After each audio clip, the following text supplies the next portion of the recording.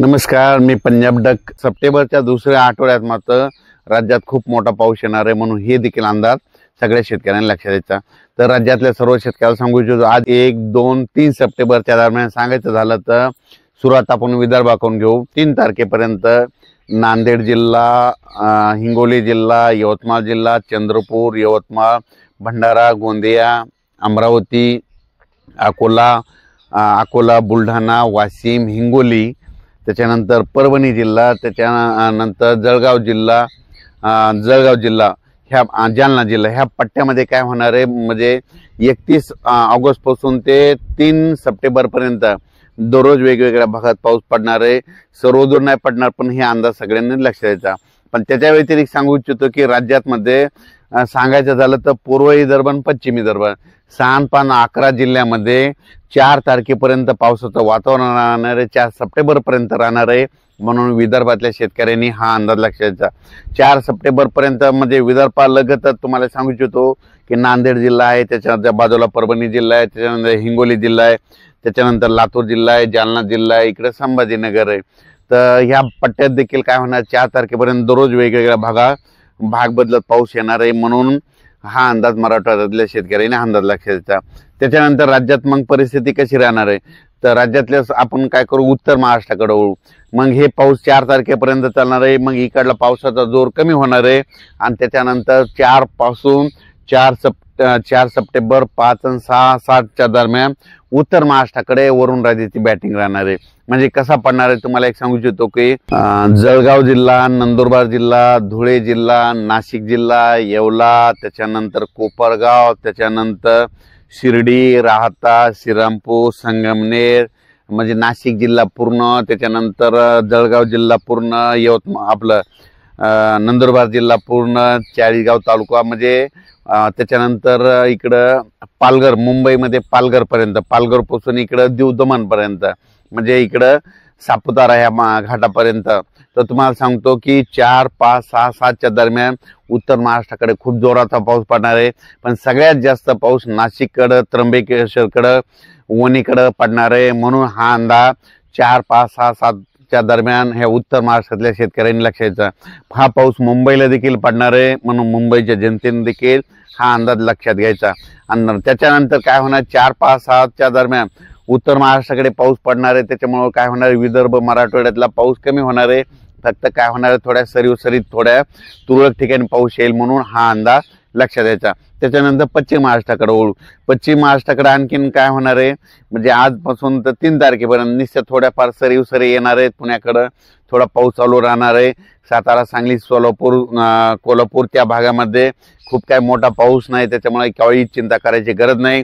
पण तुम्हाला एक सांगू इच्छितो की धाराशिव जिल्हा झालं, त्याच्यानंतर सोलापूर जिल्हा झालं, त्याच्यानंतर सातारा, सांगली, त्याच्यानंतर पुणे, त्याच्यानंतर अहिलानगर, त्याच्यानंतर बीड जिल्हा, लातूर जिल्हा, परभणी जिल्हा, जालना जिल्हा, नांदेड जिल्हा, हिंगोली जिल्हा, ह्या पट्ट्यात काय होणार आहे, 4च्या नंतर ह्या पट्ट्यातला पावसाचा जोर असणार आहे। म्हणून हा अंदाज लक्षाचा, म्हणजे 4 पासून पावसाचा जोर इकडल्या पट्ट्यातला कमी होईल, पश्चिम महाराष्ट्रात आणि हे परभणी काही जिल्हे हे इथं। त्याच्यानंतर पण काय होणार आहे, उत्तर महाराष्ट्रातला पाऊस कायम राहणार आहे।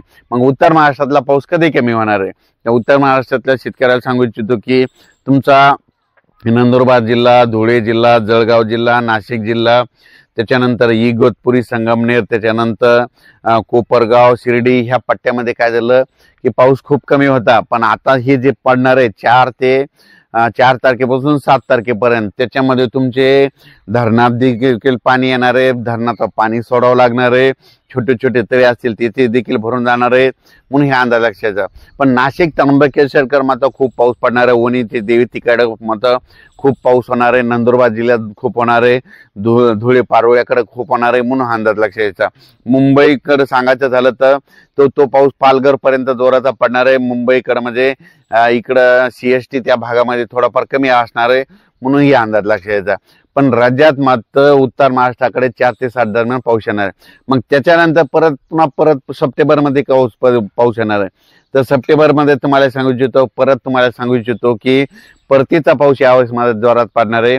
मग सांगायचं झालं तर म्हणजे आपलं सप्टेंबरच्या दुसऱ्या आठवड्यात मात्र मुंबई पुणे नाशिक सप्टेंबरच्या दुसऱ्या आठवड्यात मुंबई पुणे नाशिक सहित म्हणजे उत्तर महाराष्ट्राकडे काही काही ठिकाणी अतिवृष्टी देखील होणार आहे, म्हणून हा अंदाज लक्षात द्यायचा. पण राज्यात सांगायचं झालं तर आता सध्यानं 31 ऑगस्ट 1, 2, 3 सप्टेंबरच्या दरम्यान पूर्व विदर्भ, पश्चिम विदर्भ, मराठवाड्याच्या काही जिल्ह्यामध्ये हा पाऊस काय होणार आहे म्हणजे दररोज वेगवेगळ्या भागात थोडाफार चालू राहणार आहे, म्हणून हा अंदाज लक्षात द्यायचा.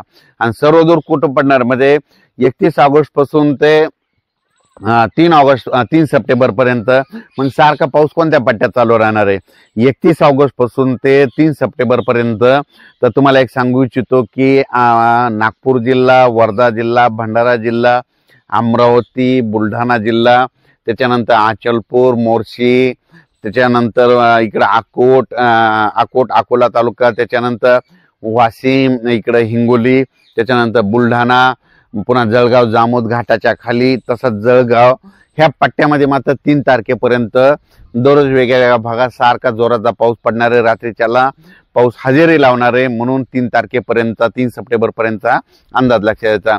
4 नंतर त्या भागातला देखील पावसाचा जोर ओसरणार आहे, म्हणून हा अंदाज लक्षात द्यायचा. पण राज्यात मात्र 7 तारखेपासून 7 सप्टेंबर पासून सगळ्या राज्यातला म्हणजे पावसाचा जोर कमी होणार आहे. राज्यात ठिकठिकाणी सूर्यदर्शन होणार आहे, म्हणून हा अंदाज लक्षात द्यायचा.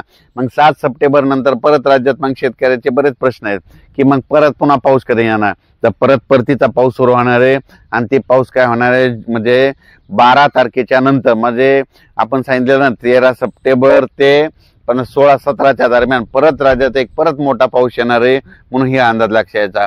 आणि सप्टेंबरच्या शेवटच्या आठवड्यात एकदा पाऊस येणार आहे, म्हणजे सप्टेंबरमध्ये आणखीन 2 मोठे पाऊस पडणार आहे, म्हणून हा अंदाज लक्षात घ्यायचा.